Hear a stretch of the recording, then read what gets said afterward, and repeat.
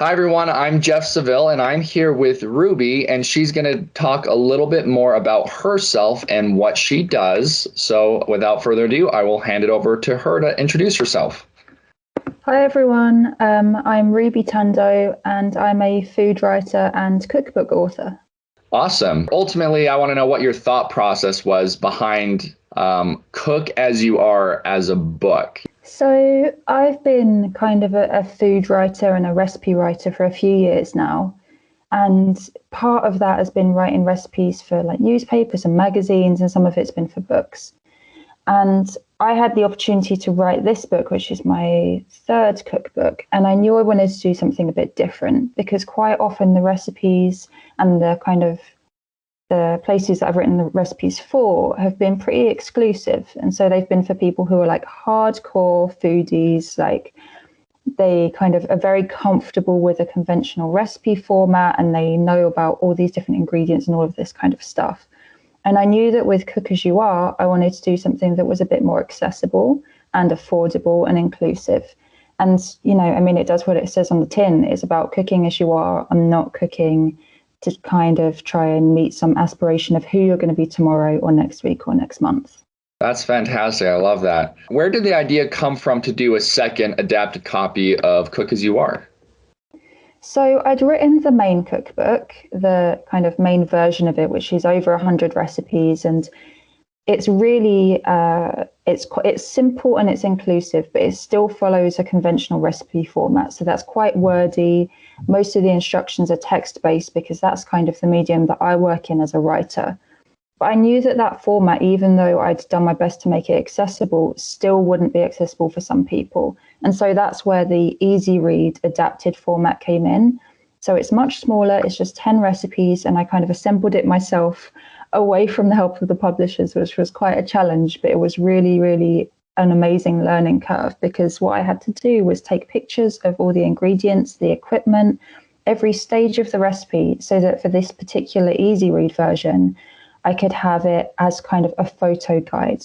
So with minimal text, minimal written word, and maximal kind of other ways of sharing that knowledge and other ways of making clear what the instructions were.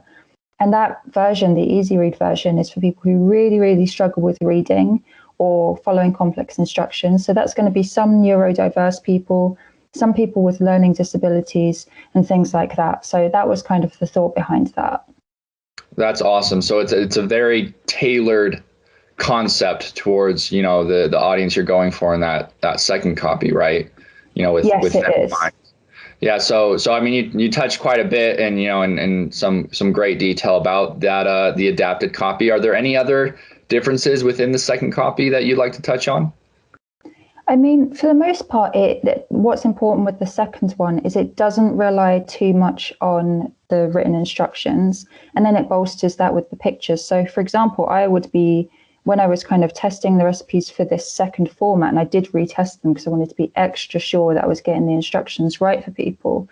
I took photos every step of the way, and those photos are in the easy read version of the book. So you'll see like one thing getting stirred into another thing. You'll see a photo of how much the flour weighs on the kitchen scales and things like that. So that even if the text just kind of doesn't work for you, isn't something you can follow, you've got these visual cues as well. Fantastic. Awesome. Thank you so much. Is this the first time you've looked into creating media that neurodiverse people might find easier to cook along with?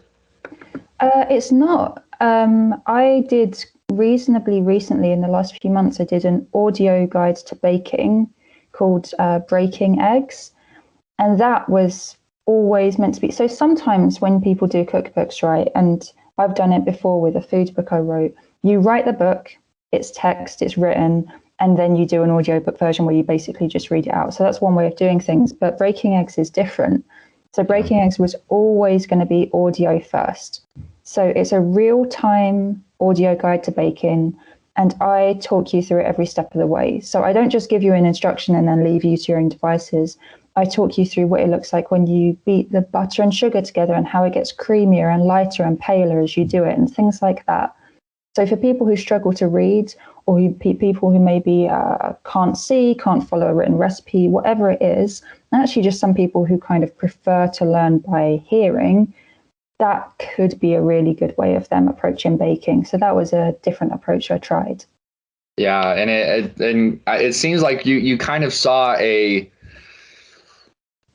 gap, so to speak, in the industry, or a void in which you could help, connect those two different things, to really help people who are neurodiverse or have dyslexia, have access to material that, is easier for them to understand and move forward with. Whenever I get inspired to do something, ultimately my inspiration is rooted in a problem to be solved, if that makes sense. Yep.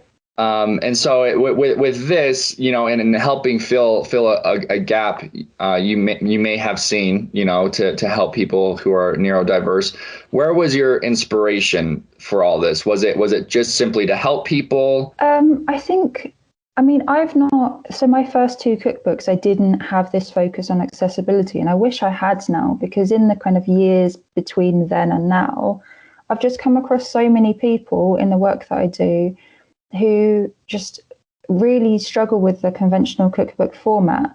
And I'm really invested in trying to make things work a bit better for them. And obviously, I'm not going to do everything right, and I can't do everything, but I really do think that there's a lack of interest and engagement in like the kind of food publishing and food media in general in making these things accessible. So whether that's to people with disabilities, people who are neurodiverse, people who are on a really tight budget, all of these people who aren't really included in food conversations and in recipe writing a lot of the time. So it definitely is a problem to be solved. And I'm just kind of doing my best to kind of do the best I can within my own small part of that.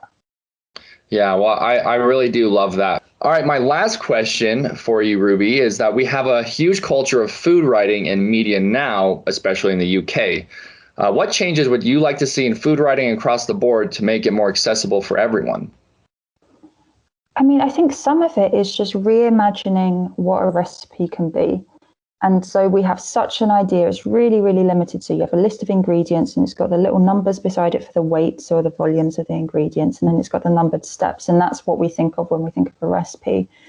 But over time, over the whole of history, people have shared recipes with each other in so many different ways. So whether that's parents talking to a child over the phone and saying, this is what you need to do, this is how I do it when I make it, or whether that's someone there in the kitchen with you who lets you know when something is just done, we've always had different ways of sharing this knowledge.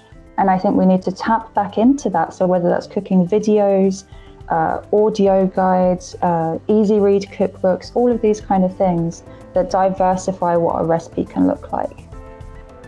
That's fantastic. Well, thank you so much again for sharing all those great insights.